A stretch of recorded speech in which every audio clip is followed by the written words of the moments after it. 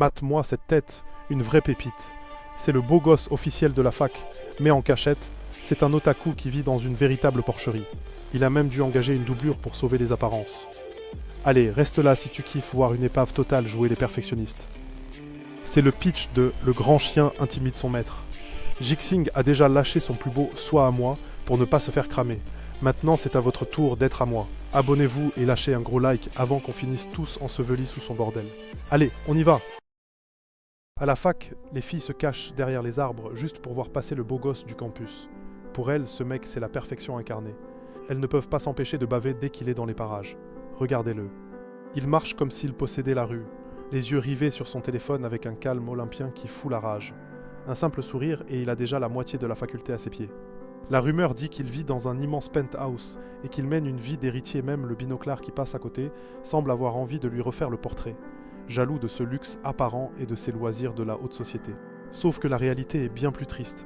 Dès qu'il franchit le seuil de sa porte, le prince se transforme en otaku pur jus qui survit à coups de soda et de plats réchauffés. Il s'avère que Xia Jixing est un streamer de haut vol, mais il garde le secret sous clé pour ne pas ruiner son image. Sur le serveur, c'est le passager, un monstre aux millions d'abonnés qui raye de la carte quiconque croise son chemin. C'est le numéro 1 incontesté, et il met systématiquement la misère à l'éternel second. Un type qui a plus d'ego que de talent et qui finit toujours humilié. Le gars est tellement obsédé qu'il le défie pour un tournoi spécial, jurant que cette fois, il va l'écraser. Tout allait bien jusqu'à ce que le système lâche une annonce qui lui ruine la vie, le FaceTime des streamers arrive. La règle est simple, pas de filtre, pas d'avatar. C'est face caméra ou t'es viré. Les fans sont en transe, mais Jixing, lui, vient de faire une chute de tension. Si sa famille, qui est du genre ultra strict, découvre qu'il gagne sa vie avec des lives, ils vont le trucider. Il imagine déjà son vieux et son grand frère l'exécuter pour avoir sali le nom de famille avec des jeux vidéo. Le lendemain, il retourne à la fac avec une tête de déterré, complètement lessivé par le stress. Il fixe son téléphone et le compte à rebours est impitoyable.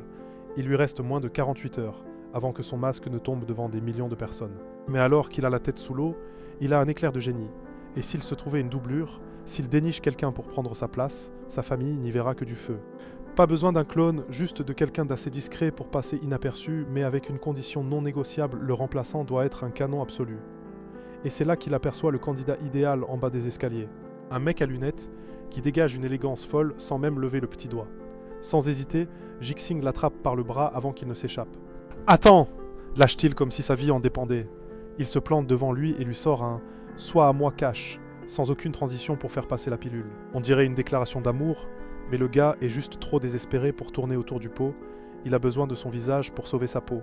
Parce que pour le reste du monde, Jixing est l'incarnation du raffinement, le genre de type qui déguste des vins hors de prix avec classe.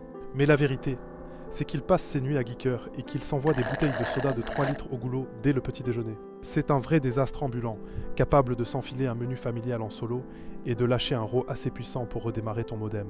Un sacré spécimen qui confie maintenant son destin à cet inconnu à lunettes, lequel n'a toujours pas compris quel genre de taré vient de l'intercepter en pleine fac. Le voilà acculé contre le mur comme dans un drama, même si à l'intérieur, il meurt de honte à cause de la phrase qu'il vient de sortir. Il le supplie de lui rendre ce service comme si c'était son dernier espoir, et, contre toute attente, le binoclard accepte sans même se faire prier. Jixing n'en revient pas. Il ne sait pas s'il a une chance de cocu ou si l'autre est juste inconscient, mais le marché est conclu. Puis, en entendant le nom de son sauveur, le cœur de Jixing manque un battement. Il vient d'embaucher Lin Lang, l'étudiant modèle qui n'a jamais eu moins de 20 de toute sa vie. C'est le genre de type qui rase les murs à la fac, au point que tout le monde le prend pour un fantôme. Notre héros, lui, se sent déjà le maître du monde. Il a le combo gagnant la gueule, le cerveau, et une réputation si mystérieuse que personne ne le verra venir. Alors que le soleil décline, il l'embarque vers son appart avec l'assurance d'un vainqueur. L'endroit respire le succès par tous les pores, avec d'immenses baies vitrées et un décor digne d'un plateau de tournage. Il l'invite à entrer, lui propose des chaussons et parade dans le salon, persuadé de maîtriser la situation sur le bout des doigts, jusqu'à ce qu'il ouvre la porte de son studio de stream. C'est un véritable dépotoir nucléaire.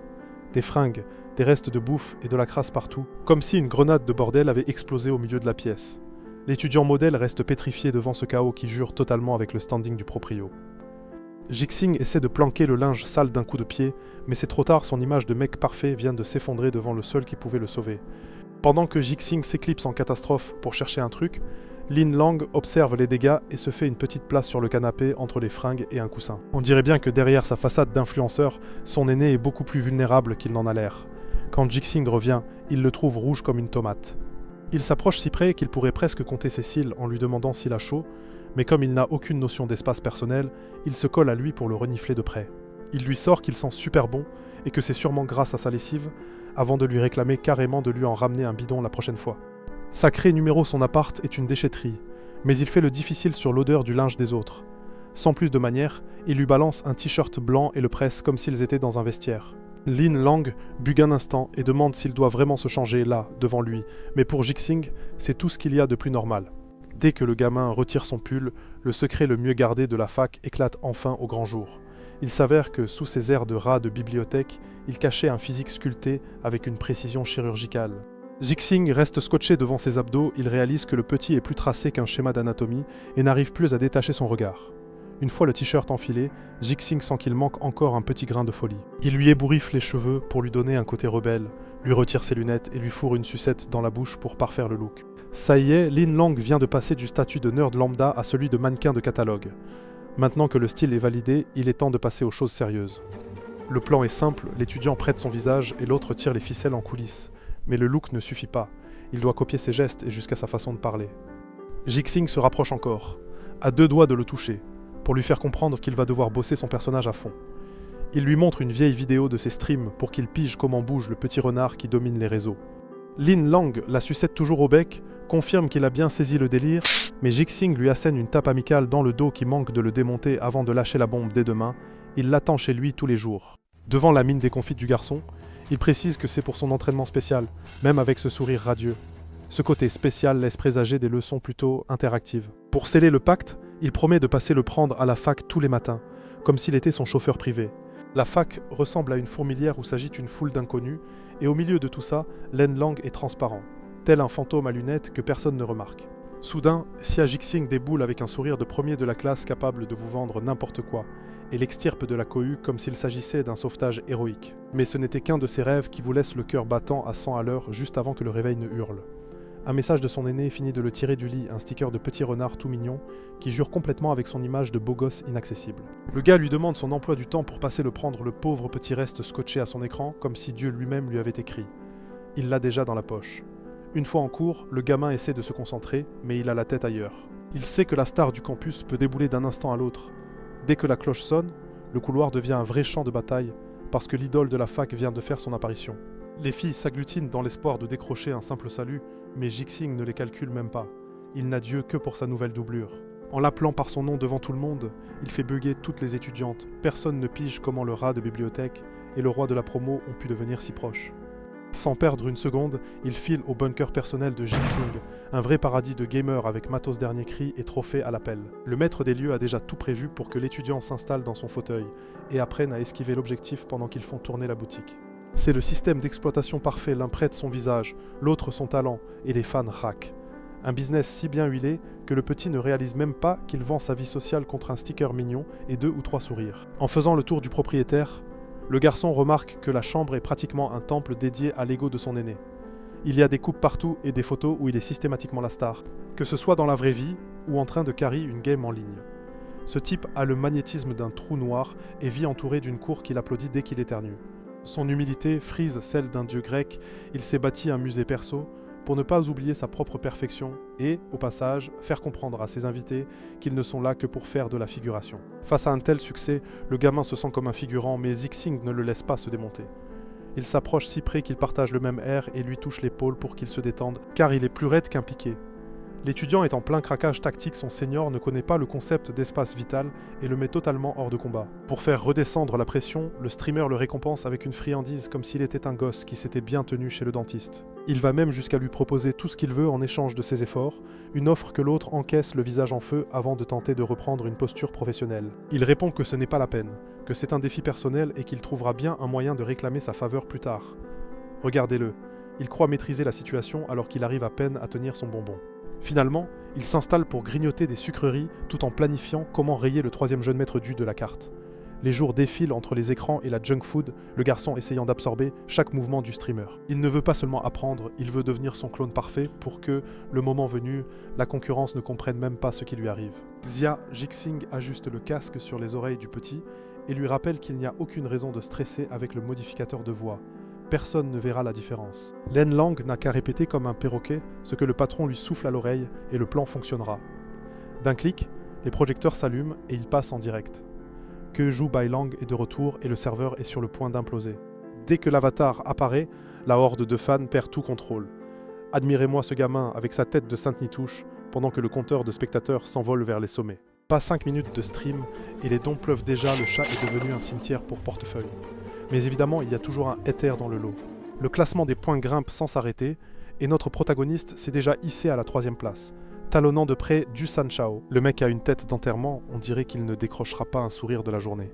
Et Lan Lang, qui suit les ordres de son boss au doigt et à l'œil, lui balance le scud qui l'achève, il le félicite d'être l'éternel numéro 2. San Chao prend un sacré coup dans l'ego, ça fait plus mal qu'un coup de pied dans les dents, et le défie en duel sur le champ, devant des milliers de spectateurs venus pour un stream et qui assistent finalement à une exécution publique. Se prenant pour le héros d'un shonen, le rival se jette dans la bataille pour porter le coup de grâce, mais Lin Lang est bien plus vif. Il esquive l'assaut avec un air de profond ennui, avant de le choper avec des chaînes qui l'immobilisent complètement. La barre de vie de l'autre fond à vue d'œil et le chat se transforme en festival de vannes.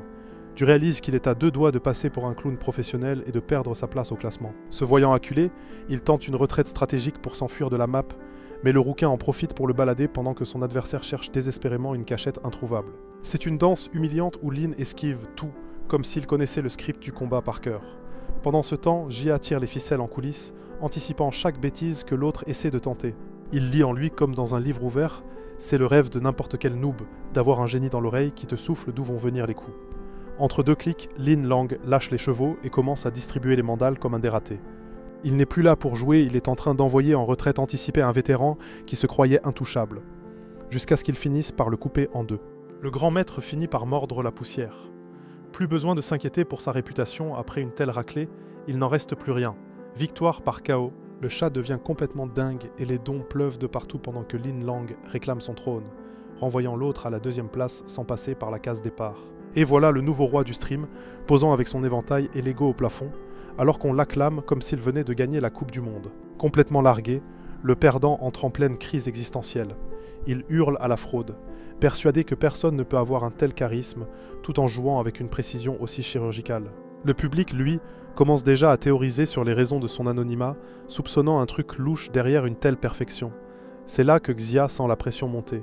Il réalise que son poulain vient de casser Internet, mais il a oublié l'essentiel, lui apprendre à gérer la célébrité avant qu'il n'ouvre la bouche et ne gâche tout. Il se retrouve sans plan, pile au sommet de la gloire. Le chat est en feu et les gens ne sont pas dupes. Les followers soupçonnent que le joueur n'est plus le même. Ils pensent que le compte a été racheté ou que quelqu'un tire les ficelles dans l'ombre. Len Lang sait que s'il ne réagit pas FISA, sa réputation de pro-player va finir à la poubelle en direct devant des milliers de personnes. Le gamin reprend le contrôle et apparaît à la caméra avec un sourire qui masque son début de panique. Il décide que la meilleure défense, c'est l'attaque. Il joue les offensés et leur reproche d'être lourds, alors que, pour une fois, il essayait d'être sympa. Avant même qu'ils ne comprennent ce qui leur arrive, il leur coupe le stream au nez pour les laisser sur leur faim. Le coup de bluff est parfait. À peine l'écran éteint, le chat passe du doute au remords, le suppliant de revenir et insultant les haters de l'avoir fait fuir. C'est de la psychologie de base, retirez-leur leurs jouets et ils le voudront plus que tout. Lin Lang respire, il l'a échappé belle, même si pour lui, c'est un sans faute. Xia est euphorique face à ce succès et serre Len Lang dans ses bras à lui en briser les côtes. Il est désormais convaincu que Len Lang est un véritable phénomène. Pour rester dans son rôle de mentor généreux, le seigneur lui promet un dîner de victoire royale pour fêter leur prise de pouvoir au classement. Un vrai banquet. Sauf que la promesse se transforme en un vieux seau de poulet frit et des burgers posés sur la table de nuit. Lin Lang fixe la montagne de friture avec une déception flagrante, il s'attendait à du caviar. Il a eu le menu écho du grec d'en bas. De toute façon, vu la dalle qu'il se paye, il n'a pas d'autre choix que de se jeter sur ce festin bien gras. Pendant qu'il mange, Xia culpabilise un peu de lui faire s'enfiler autant de malbouffe. Pour se rattraper, il lui dit que comme il a été super sage, il peut commander ce qu'il veut. C'est sa tournée, le patron régale Lin Lang, lâche soudain ses couverts, change radicalement d'expression et se lève d'un bond. Il le plante droit dans les yeux et lui sort la phrase qui le laisse de marbre « C'est toi que je veux ». Xia reste scotché, se demandant si le dessert était aussi inclus dans la promo. Complètement déstabilisé, Xia est persuadé que le gamin vient enfin de lui faire sa déclaration, mais l'autre n'a que des frites à la place du cerveau. Lin Lang l'observe sans piger pourquoi son patron est devenu si intense d'un coup. En fait, son « je te veux » c'était juste le préambule pour lui demander un service. Redescends d'un cran, beau gosse, t'es pas le centre du monde. Xia se rassoit en essayant de ramasser sa dignité éparpillée par terre, pendant que l'autre continue de mâcher comme si de rien n'était. À peine la tension retombée, le téléphone de Lin Lang explose. C'est son manager, et au son de sa voix, il a l'air au bord de l'infarctus. Il lui passe un savon mémorable, lui reprochant d'avoir provoqué un scandale médiatique avant de disparaître dans la nature pour s'enfiler des burgers. En hurlant, le type lui rappelle que c'est lui qui a sauvé ses fesses quand il faisait son mystérieux et refusait de se montrer. Lui encaisse la crise de nerfs avec une patience d'ange, jusqu'à ce que le manager lui raccroche au nez d'un coup sec. Au final, le stress des autres, Lin Lang s'en balance. Il range son portable, remet sa mèche en place et se reconcentre sur l'essentiel, son mentor. Il prévoit de se voir samedi, même si Xia le prévient qu'il doit streamer le soir pour ne pas dégringoler au classement. L'autre sourit comme s'il avait déjà tout planifié, ignorant royalement que sa carrière est en train de prendre feu. Mais on dirait que le passé de Xia est plus agité qu'il ne le dit. Il se rappelle le jour où une blonde du conseil des élèves l'avait salué avec une complicité assez louche. Elle s'était étonnée de le voir porter un choker, mais lui, crâneur comme pas deux, lui avait répondu que c'était rien du tout, même si ça lui allait à ravir. Au présent, on retrouve Xia affalé sur son lit, en nage et mort de trouille. Il se dit qu'il doit faire disparaître pas mal de trucs avant que l'autre ne s'en aperçoive. Le pauvre, on dirait qu'il s'est dégoté un mec du genre toxique et qu'il ne sait plus où planquer les preuves. Le carillon de la porte résonne dans un café tellement esthétique qu'on attrape un diabète rien qu'en regardant la déco. Et voilà Lin Lang il y a 2 minutes, il cachait des indices et le voilà maintenant impeccable, faisant le service comme s'il était l'employé du mois. Avec sa tête de premier de la classe et son assurance, il fait commander des cafés à la chaîne à toutes les clientes. Mais le plus beau, ce n'est pas la carte, c'est l'assistant qui l'a ramené avec lui. Xia Jixing a enfilé le tablier et joue les relations publiques, la patronne de Lin n'en croit pas ses yeux. Pour elle, voir son iceberg éternel esquisser enfin un sourire est un miracle qui n'arrive qu'une fois par siècle. Au milieu du rush, un siamois débarque en réclamant de l'attention, et Lin Lang, très sérieux, demande si le job inclut aussi de gérer les animaux.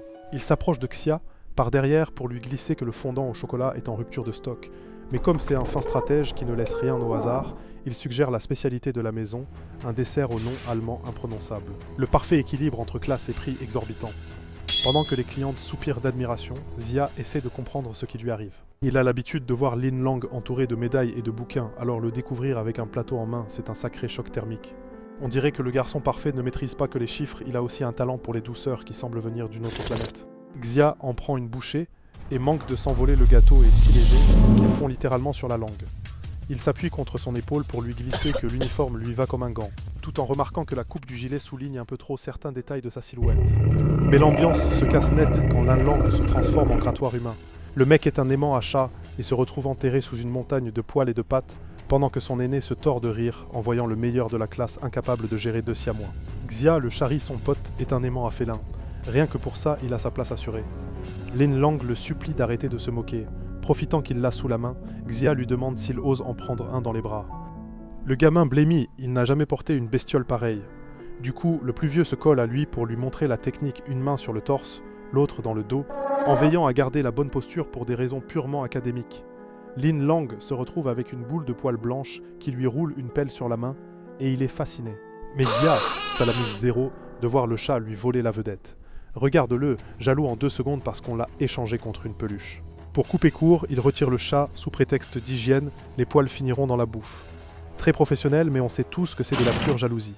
Là, la cloche sonne et la paix s'envole, un groupe de filles débarque. Et clairement, elles ne viennent pas pour la caféine, mais pour le catalogue de mecs qui sert. Xia fonce les accueillir, et Lin Lang laisse déjà percer son agacement. Il sait que le café va devenir un bordel de fans en 3, 2, 1, en 1 seconde. L'endroit est bondé, et la patronne est aux anges. Elle veut déjà embaucher le jeune à plein temps pour tous les bénéfices visuels qu'il apporte au commerce, mais Lin Lang, qui boit du café avec une tête d'enterrement, lui oppose un non catégorique. Le gars cartonne la moitié du café et lui tire des photos comme si c'était une star de K-pop.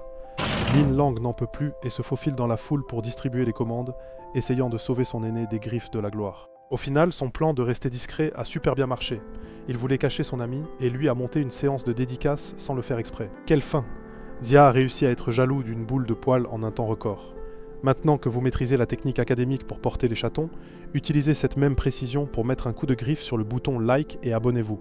Dites-nous en commentaire quel autre manhwa vous voulez voir sur la chaîne. À la prochaine!